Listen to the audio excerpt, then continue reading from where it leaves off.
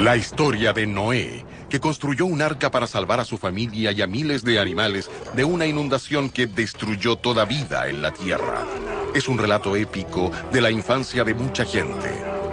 Es una maravillosa historia que se encuentra en la Biblia, el Corán y la Torá, pero ¿corresponde de hecho a la historia verdadera? Ahora existe la tecnología para examinar ese conocido relato épico con los ojos de la ciencia. Cotejaremos la evidencia de sitios arqueológicos en Irak. Examinaremos la prueba de que una inundación total cubrió todo el planeta. También haremos un retrato históricamente preciso del verdadero Noé. ¿Quién era? ¿Dónde vivía? ¿Y qué aspecto pudo tener?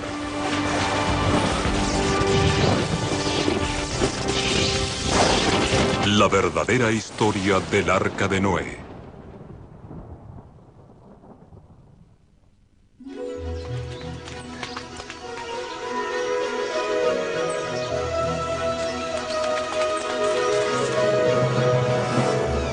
La historia de Noé es relatada en el libro del Génesis, en la Biblia y en la Torá. Ocurrió en algún lugar del Oriente Medio hace unos 5000 años. La familia de Noé incluye a su esposa, sus 3 hijos, Sem, Cam y Jafet, y sus prometidas.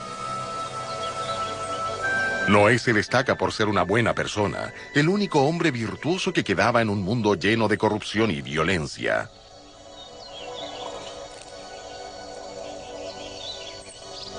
Es descrito como un viticultor, una afirmación que suena auténtica, ya que en el Oriente Medio se elaboraba vino ya en el año 3000 a.C. Esta referencia también nos da una visión poco común del carácter de Noé. La Biblia dice que Noé plantó el primer viñedo después del diluvio, pero también nos dice que Noé tenía una debilidad. Después de hacer el primer vino, la historia nos cuenta que Noé bebió demasiado. Una noche, este santo hombre colapsó, desnudo y ebrio.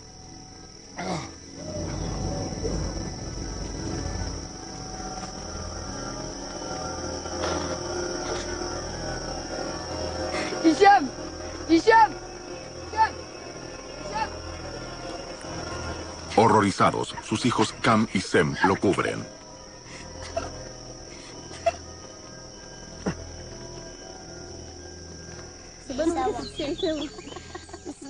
Por la mañana, Noé se siente avergonzado, tal vez sufriendo la primera resaca, y maldice a los hijos que lo vieron desnudo. Parece haber sido un hombre complejo y con defectos, pero tal vez todos los grandes hombres son así.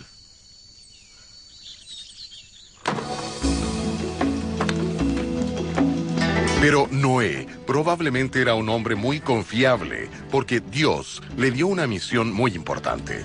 La historia cuenta que Dios le advirtió a Noé en un sueño que iba a castigar a la humanidad por sus pecados con un diluvio que cubriría toda la tierra.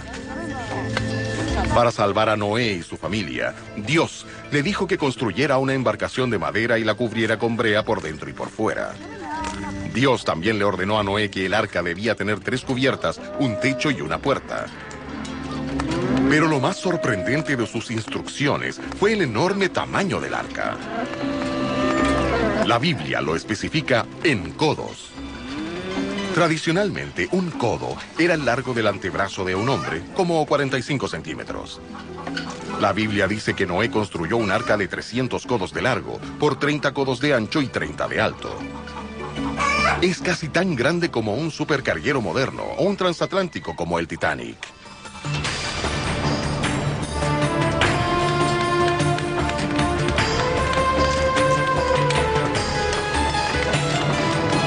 De casi 135 metros de largo, debió ser un espectáculo magnífico. En todo caso, la embarcación más grande de la antigüedad.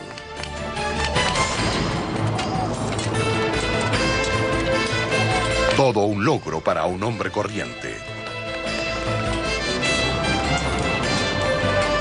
Bien, la Biblia presupone que era posible construir esa enorme embarcación solamente de madera.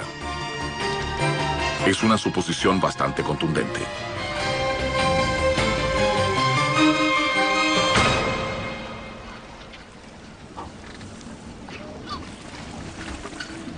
La consabida imagen de los libros y dibujos de nuestra infancia es la de una arca de madera con los animales entrando en ella por parejas. Pero esa es una imagen del siglo XIX. Va totalmente en contra de lo que pudo construirse en la época bíblica. Según Tom Bosmer, un experto en embarcaciones antiguas, ni los ingenieros del siglo XIX podrían haber construido un arca de 135 metros de largo solamente de madera. Debían usar armazones de acero en embarcaciones de madera mucho más pequeñas, solo para mantenerlas a flote. El problema con una nave de 135 metros hecha de madera es que la madera como material no puede mantener la forma de la nave. La nave comenzaría a deformarse en el mar, las junturas se abrirían y se hundiría. Es prácticamente seguro que la enorme arca tendría cientos de filtraciones a lo largo de su gigantesco casco y se hundiría como una piedra.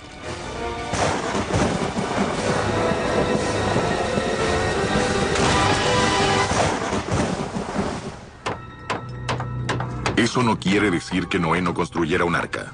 Es solo que habría sido mucho más pequeña. Luego hay otro problema. ¿Cómo pudo meter en el arca una pareja de todo tipo de animales?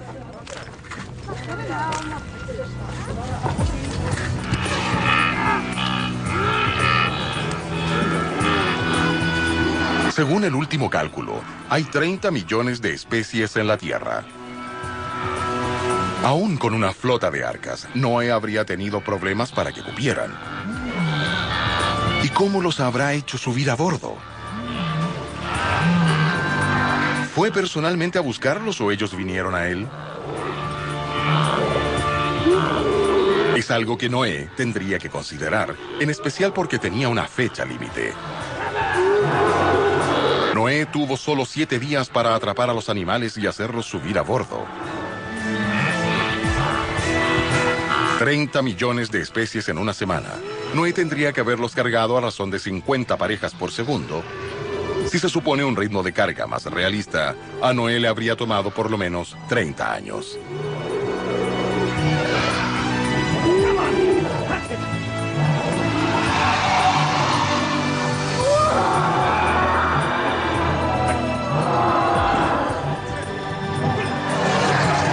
Al parecer, hay que tomar una dura decisión. Descartar la historia como un mito o apelar a la mano de Dios. Pero de hecho puede haber otra explicación. La orden de llevar a todos los animales pudo referirse solo a los animales que existían en el lugar en que vivía Noé. En realidad, el libro del Génesis especifica qué animales debía Noé llevar consigo. El mismo libro tiene una segunda tanda de instrucciones que son mucho menos conocidas, pero que presentan un panorama más realista. Noé debía llevar 7 parejas de animales limpios. Los animales limpios son aquellos considerados adecuados para ser sacrificados en forma ceremonial a Dios. Los libros del Levítico y el Deuteronomio especifican a 10 especies, incluyendo varios tipos de ovejas, antílopes y además ganado, cabras y ciervos. 7 parejas de 10 especies son 140 animales. Luego, Noé recibe instrucciones de llevar a una pareja de cada animal y ave impuros. Nuevamente, los libros del Levítico y el Deuteronomio especifican a 30 o más. Incluyen al cerdo, la liebre, la lagartija, el caracol y así sucesivamente. Esos son 60 animales más. Finalmente, Noé debe llevar 7 parejas de aves limpias como palomos, patos y gallitos. Si sumamos todo eso, Noé tenía 260 animales. Eso es un juego de niños comparado con 30 millones. En especial si se omiten los elefantes, los canguros y los reacios camellos.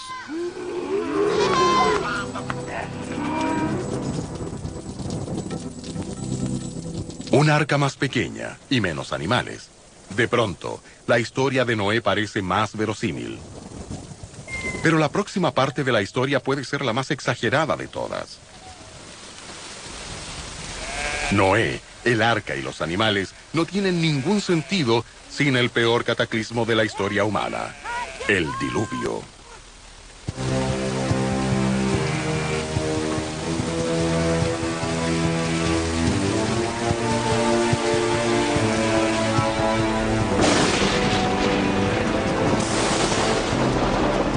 De acuerdo con la Biblia, llovió hasta que todo el mundo quedó cubierto de agua.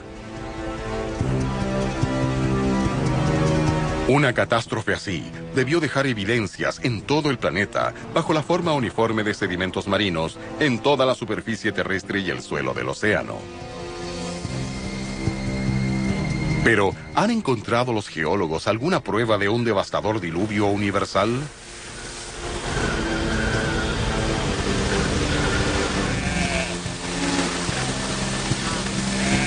La búsqueda científica de rastros del bíblico diluvio universal que Noé, su familia y los animales del arca sobrevivieron, en realidad comenzó hace más de 150 años.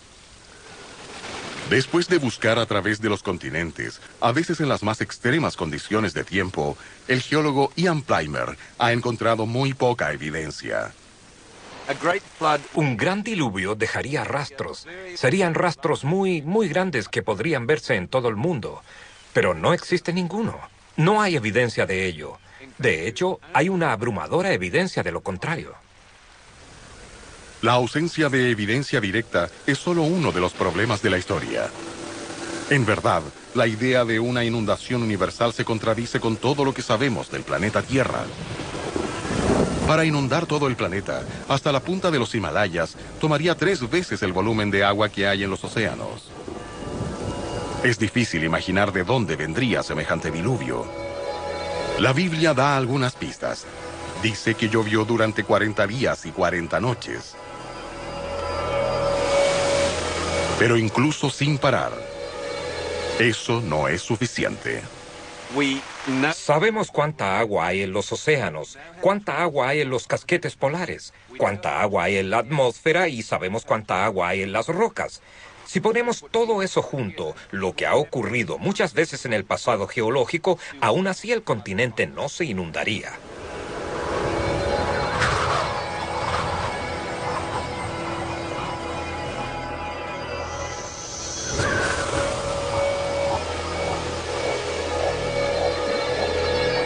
Si la lluvia no podía proporcionar tanta agua, ¿qué otra cosa podía hacerlo?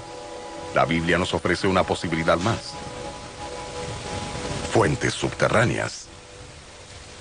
El libro del Génesis dice, todas las fuentes de las grandes profundidades se desbordaron.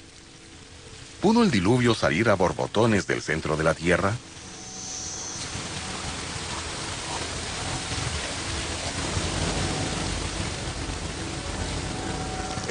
Es imposible que tal cantidad de agua salga de fuentes, manantiales o géiseres. Si existiera toda esa agua en la tierra y en la corteza, esta se habría convertido en arena movediza mucho antes de que fuera liberada en forma de géiseres. No se podría haber caminado. Aun si el diluvio hubiera sido causado por un milagro, Noé, su familia y los animales habrían enfrentado otros problemas. La cantidad de agua que inundaba la superficie del planeta habría cambiado la atmósfera de la Tierra.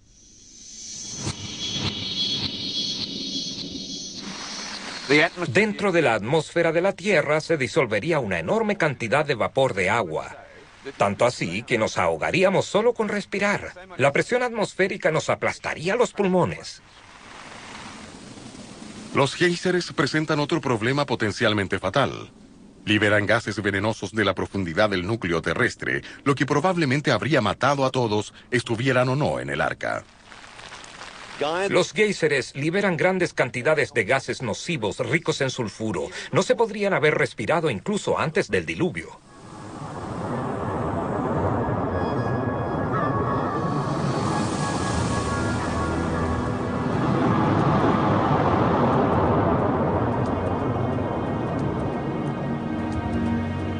Si nada en la Tierra pudo causar el diluvio, ¿podría ser algo en el espacio, como un cometa?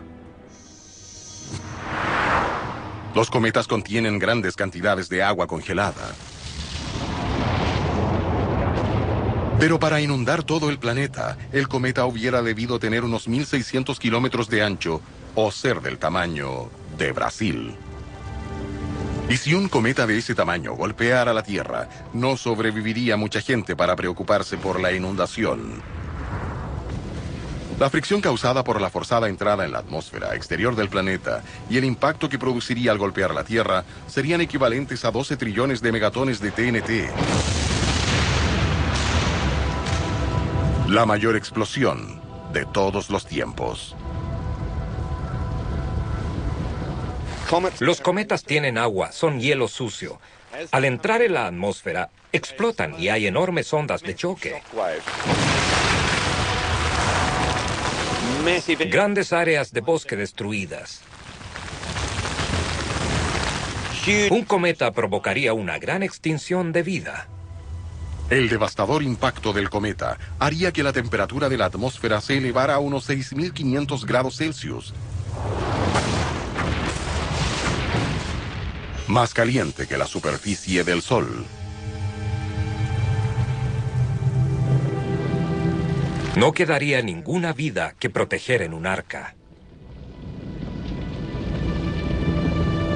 Noé, su familia y todas las parejas de animales habrían muerto carbonizados antes de que comenzara el diluvio.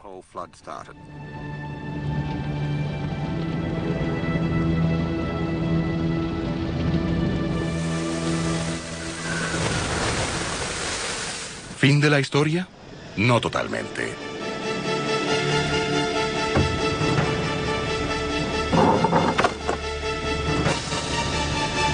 Según la Biblia, el arca de Noé llegó a las montañas de Ararat, actualmente en el este de Turquía. La tierra por fin reapareció y los animales desembarcaron a repoblar el mundo después de pasar meses bajo la cubierta. ¿Quedan entonces restos del arca? El problema es que la evidencia, la madera, se pudre en algunos siglos.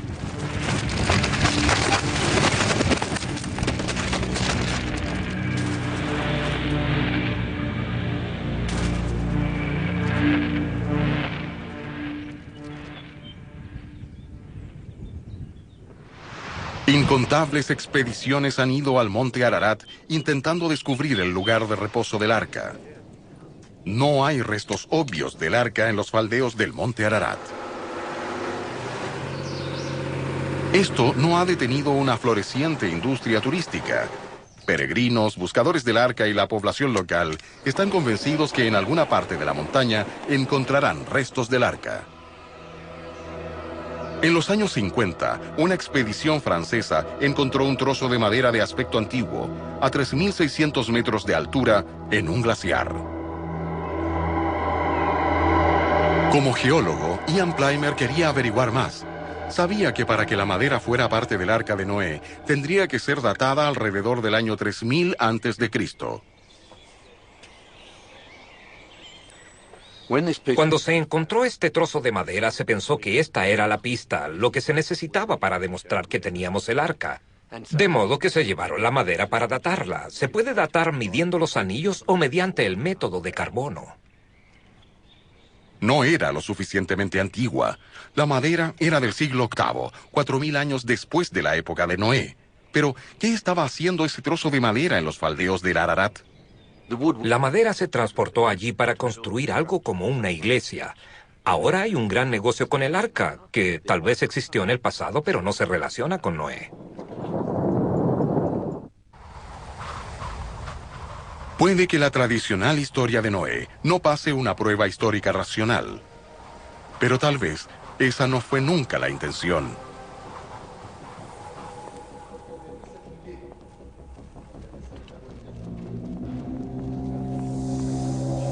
Estudiosos de la Biblia, guiándose por pistas en el lenguaje usado por la misma, concuerdan que la historia de Noé fue escrita físicamente en el siglo VI a.C. Los que la escribieron eran sacerdotes judíos exiliados en Babilonia, actualmente Irak. Tal vez un día se sentaron a contar una historia con moraleja acerca de lo que sucede cuando la gente desobedece a Dios. Pero se dice que todas las historias tienen alguna base de verdad. Tal vez la historia de Noé es una exageración, un embellecimiento de algo que realmente sucedió. Hace 150 años, los arqueólogos hicieron un extraordinario descubrimiento en Irak. Evidencia que reescribiría la famosa historia de Noé y de su arca llena de animales.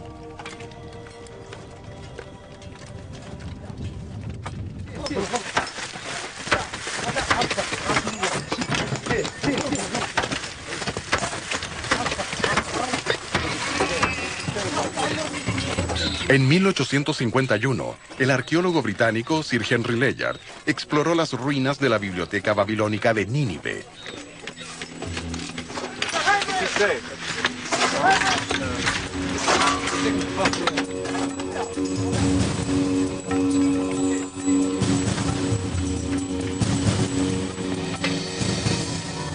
Su descubrimiento fue un gran adelanto. Cientos de tablillas de arcilla de todas formas y tamaños. Puede que hayan tenido pistas esenciales sobre la historia de Noé. El problema era que Sir Henry no podía descifrar la antigua escritura babilónica.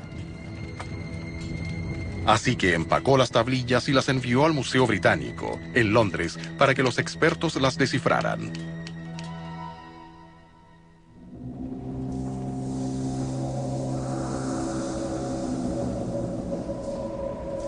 El personal del museo no tenía idea acerca de la sensacional información codificada en las tablillas. Así que languidecieron en las bóvedas durante años hasta que en 1872 llamaron la atención de George Smith, asistente del museo. Actualmente, el Dr. Irving Finkel dirige el departamento del Museo Británico donde trabajaba George Smith. Smith tenía una cualidad especial, que rayaba en la genialidad. Él podía mirar una tablilla cuneiforme y saber interpretarla mejor que nadie. Y no era experto en frenología. Sabía un poco de hebreo, un poco de árabe. Tenía la extraordinaria cualidad de mirar un trozo de arcilla que a los demás les parecía un trozo de barro y sabía lo que significaban esos códigos. Él fue en este departamento quien leyó sobre el diluvio por primera vez. Lo que George Smith descubrió en las tablillas fue una antigua historia sobre un gran diluvio, la épica historia de Gilgamesh. Fue un avance que el mismo Smith apenas podía comprender. El impacto que tuvo en él fue algo que apenas pudo controlar. Dejó la tablilla otra vez en una bandeja como esta y comenzó a correr tomándose la cabeza y haciendo ruidos extraños. Según un relato que quedó registrado, en su agitación incluso comenzó a quitarse la ropa porque él era el primero en poder, después de todo ese tiempo, leer esta curiosa escritura y ver que allí estaba el texto de la Biblia que todos conocían. Y eso fue sencillamente demasiado para él. Casi se volvió loco. Lo que pareció alterarlo tanto fue la similitud entre la historia de Gilgamesh y Noé.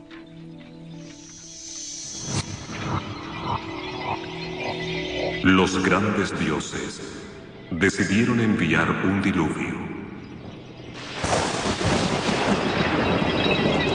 Haz una embarcación. Lleva al bote la semilla de toda cosa viviente.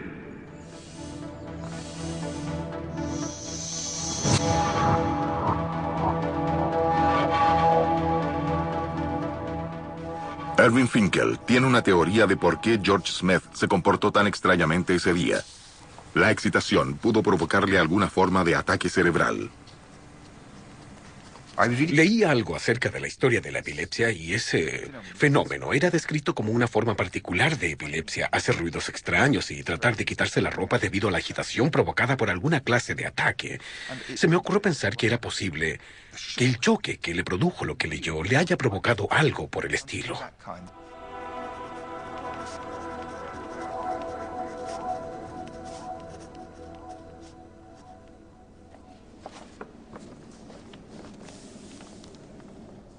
Desde entonces, en Irak, se han encontrado más historias del diluvio, confirmando así que el relato se originó en la antigua Mesopotamia, el lugar donde nacieron las grandes civilizaciones de Babilonia, Sumeria y Asiria.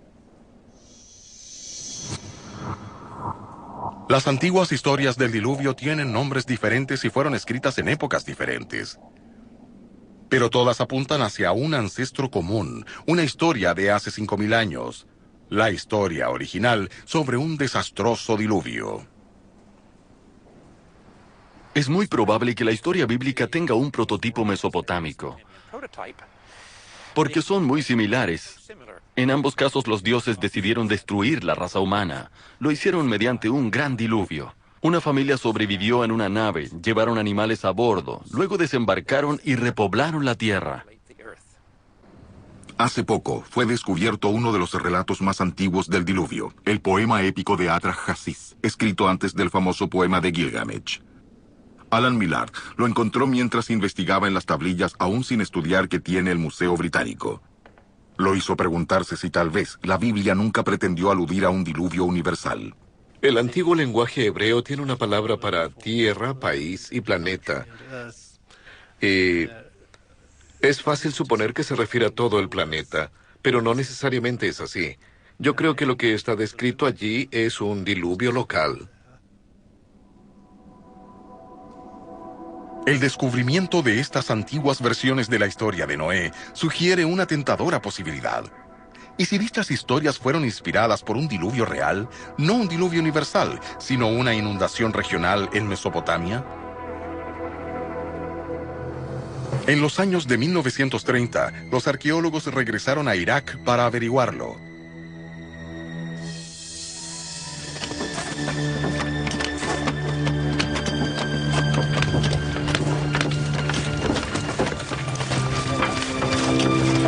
En 1931, un equipo de arqueólogos liderados por Leonard Gully y su esposa Catherine excavaron en las ruinas de la antigua ciudad mesopotámica de Ur. Los Gully eran una pareja pintoresca, amigos de Lawrence de Arabia y de Agatha Christie, la novelista. Dejaron un informe detallado de sus descubrimientos que revelan que cavaron hasta 5 o 6 mil años hacia atrás, el marco de tiempo adecuado para la historia de Noé.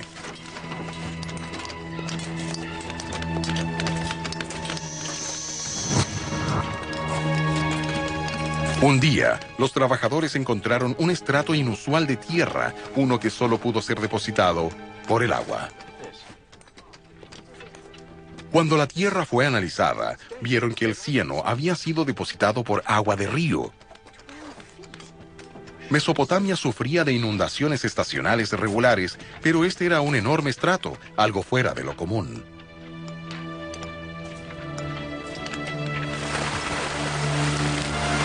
De hecho, excavaciones posteriores de las calles de antiguas ciudades muestran que hace 5000 años, al menos 3 ciudades de Mesopotamia fueron golpeadas por grandes inundaciones fluviales.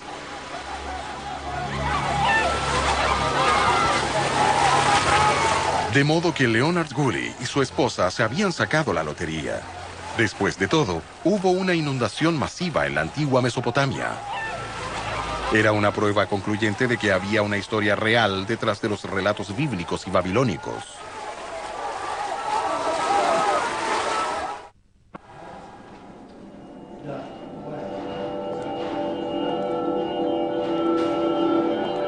Al registrar la historia en forma escrita, los sumerios pueden haberla embellecido con mitos y ocurrencias sobrenaturales, pero también tienen un cúmulo de detalles prácticos que son invalorables para la reconstrucción de un relato históricamente plausible. Sin embargo, significa comenzar otra vez.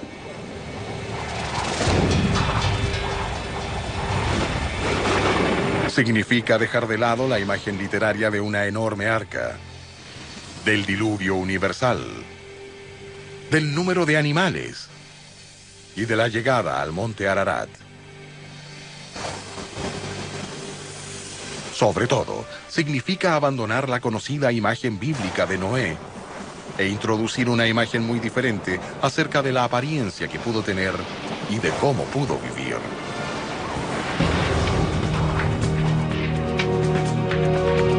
Descubrimientos arqueológicos han establecido que la historia de Noé pudo, de hecho, haber ocurrido en Sumeria, una antigua civilización en lo que ahora es Irak. Los relatos babilónicos dicen que la historia comenzó en la ciudad de Churapak. Esa era la cuna de la civilización. Los sumerios inventaron la escritura, la rueda y la contabilidad. Lo que se conoce como cultura sumeria ofrece el primer atisbo de la figura histórica detrás de las historias del diluvio. La diferencia más obvia es el aspecto de Noé. Olviden al hombre con ropajes bíblicos e imaginen, en cambio, a un sumerio de pies a cabeza, usando maquillaje en los ojos, con la cabeza rapada e incluso con falda. Luego, ¿en qué se ganaba la vida? El poema de Gilgamesh dice que el Noé sumerio tenía oro y plata. Hace 5000 años, eso era el dinero de los ricos comerciantes. Eso sugiere que el Noé sumerio no era un granjero o un viticultor, sino un hombre de negocios. En vez de un arca para sobrevivir al diluvio, es más probable que el Noé sumerio construyera una barca para ganar dinero y que llevara granos, cerveza y animales. Todos los grandes centros comerciales, como la gran ciudad de Ur, se situaban a orillas del Éufrates. Era más barato llevar mercancías en barcas fluviales que en caravanas terrestres.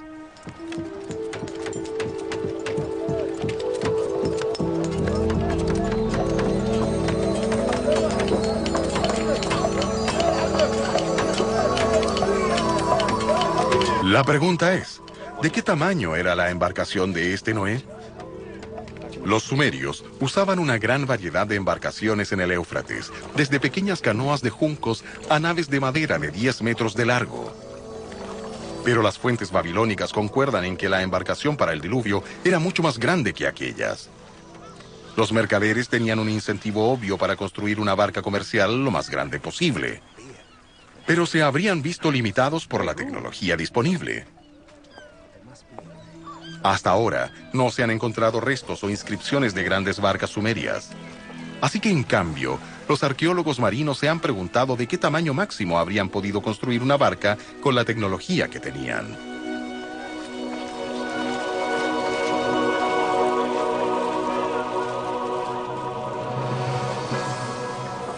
Una solución sencilla habría sido atar juntas barcas más pequeñas. El arqueólogo marino Tom Bosmer cree que hay pistas relacionadas con ello en el poema de Gilgamesh. Dice que la barca fue dividida en secciones. Probablemente una de las mejores formas de hacerlo sería construir unidades de este tamaño y usarlas como pontones. De hecho, como una barca fluvial. Y atarlas juntas, unirlas con cuerdas y maderas pesadas, y luego podrían construir el arca sobre esa plataforma. Seguramente era un sistema que podía usarse con facilidad en los ríos.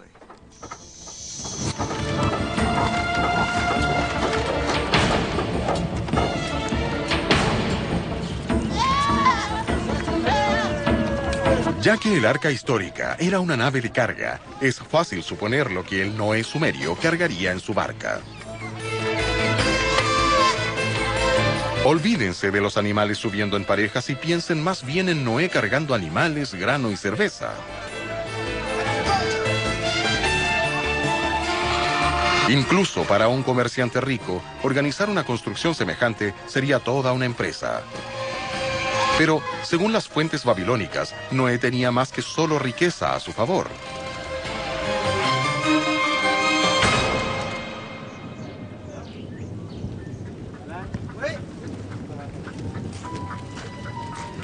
Dicen que Noé era el rey de la ciudad de Churapak, pero no estaba sobre la ley.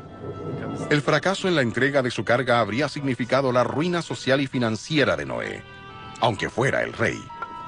En Sumeria, cualquiera que no pagaba sus deudas, incluyendo los reyes, podía terminar siendo un esclavo.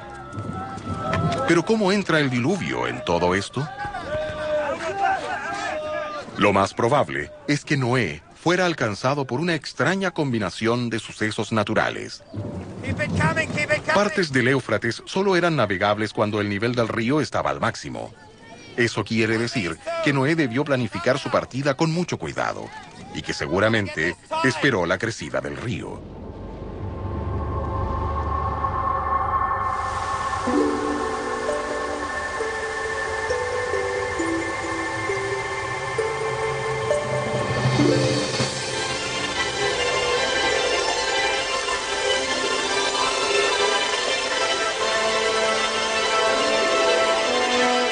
En julio, la nieve que se derrite en las montañas de Armenia aumenta el caudal del Éufrates.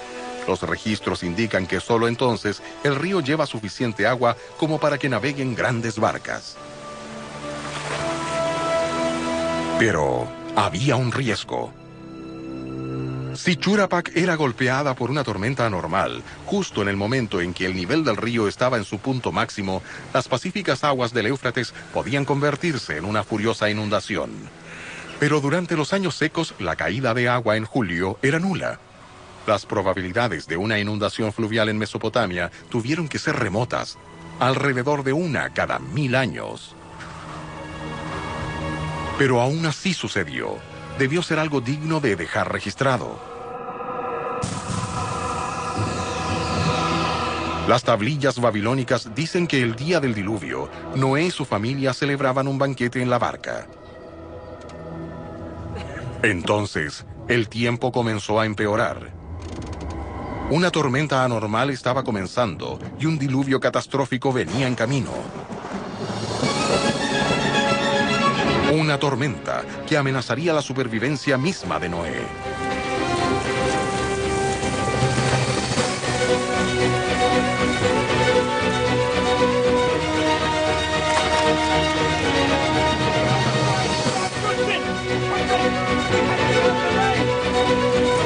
Si una inundación repentina fue lo bastante grande como para llevarse la barca de Noé y poner su vida en peligro, tiene que haber comenzado con lluvias de intensidad tropical en las montañas, donde aumenta el caudal de los ríos. Mesopotamia no está en los trópicos, pero hay evidencia de que los huracanes y las tormentas tropicales pueden llegar así de lejos. Hace unos 6.000 años era mucho más caluroso y más húmedo, y no habría sido sorpresa tener una tormenta tropical. La lluvia caída sería 10 veces mayor. Algunos de estos eventos meteorológicos son totalmente catastróficos, y esas son las cosas que registramos en la historia. No registramos el monótono acontecer día a día. Si una tormenta anormal coincidió con el derretimiento estacional de las nieves, entonces el Éufrates pudo fácilmente inundar la planicie de Mesopotamia.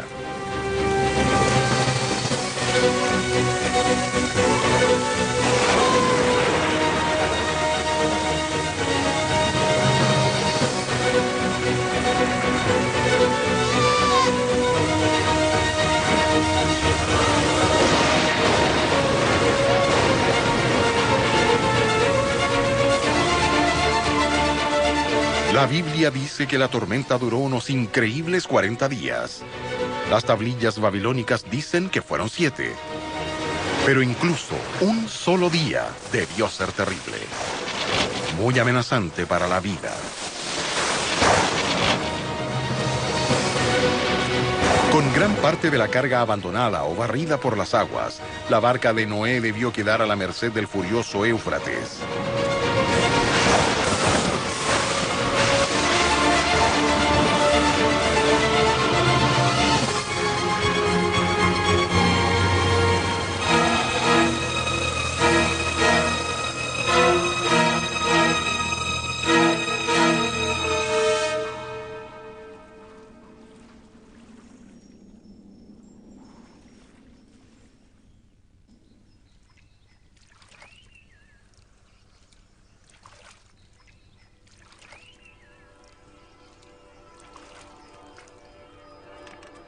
Las tablillas babilónicas dicen que al día siguiente, Noé y su familia no pudieron avistar tierra. La inundación se extendía por kilómetros. Después de la tormenta, Noé y su familia deben haber anhelado que las aguas bajaran y los hicieran encallar en los bancos del Éufrates. De hecho, sus problemas acababan de comenzar. Todas las versiones de la historia concuerdan en que no pudieron avistar tierra al menos durante 7 días. La Biblia dice que la inundación de Noé cubrió toda la tierra. Pero, de hecho, hay otra explicación. La familia de Noé tal vez creyó que iban a la deriva por el Éufrates. Al menos, habrán sentido alivio al saber que con el agua del río no morirían de sed. Pero las versiones babilónicas sugieren que el agua era salada.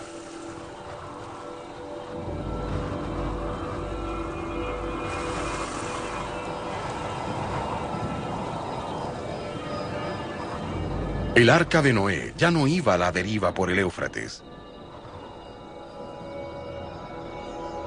Si se sigue el curso desde Shurapak, ahora en la inundada planicie, las corrientes habrían llevado la barca río abajo hasta el Golfo Pérsico.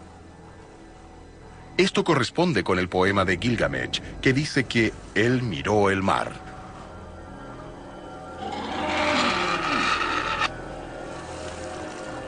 No hay cómo saber cuánto tiempo Noé y su familia quedaron aislados en el Golfo Pérsico. La Biblia dice que más de un año. Las tablillas babilónicas sugieren solo una semana. De cualquier modo, Noé y su familia tenían un gran problema: el agua salada. ¿Qué iban a beber? Sin agua fresca, de lluvia o del río, la única alternativa sería la cerveza que llevaban para comerciar. La cerveza es una buena alternativa, y sabemos que hace 3.500 años hacían cerveza. Además, el 98% es agua. Está llena de nutrientes, y lo más importante, es estéril. Y no se habría contaminado como el agua.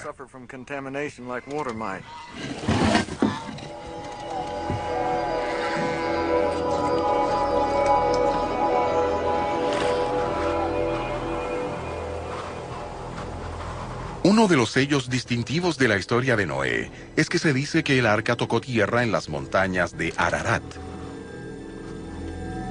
Pero si el diluvio no fue universal, lo más probable es que hubieran tocado tierra en otra parte. Las montañas de Ararat están al norte de Shurapak. Llevada río abajo, el arca debió tocar tierra en las costas del Golfo Pérsico. En la Biblia, una vez que el arca toca tierra, la historia prácticamente termina. Pero las tablillas babilónicas insinúan que las aventuras de Noé estaban lejos de terminar. Hay varias referencias desconcertantes. Una habla del derrocamiento de su reinado. Otra dice que el héroe del diluvio fue expulsado.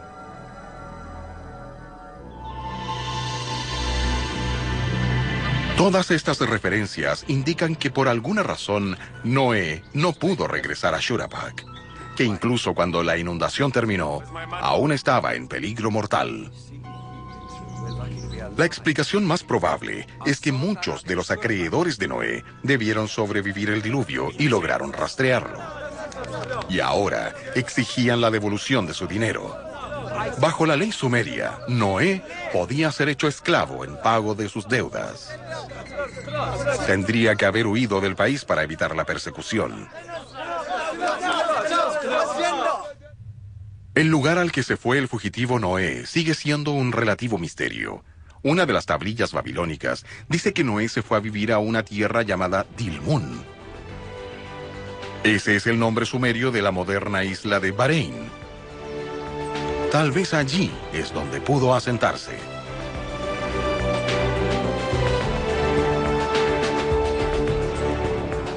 Una vez que terminó el diluvio, ese fue el lugar donde los dioses establecieron al Noé babilónico. Al parecer es un lugar agradable donde podía subsistir sin tener que trabajar demasiado y pasar el tiempo como quisiera. Si realmente fue a parar a Dilmun, entonces la moderna isla de Bahrein puede ocultar un notable secreto.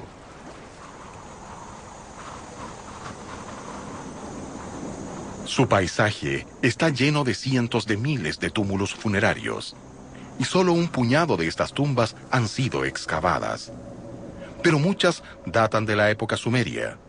Son el tipo de lugar en que pondrían a descansar a un gran rey.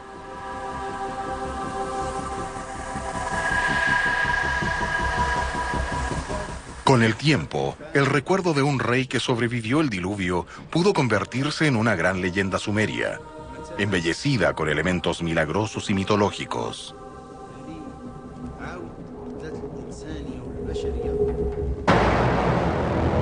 Eventualmente, debió ser escrita, copiada y recopiada por generaciones de escribas, dando lugar a nuevas versiones.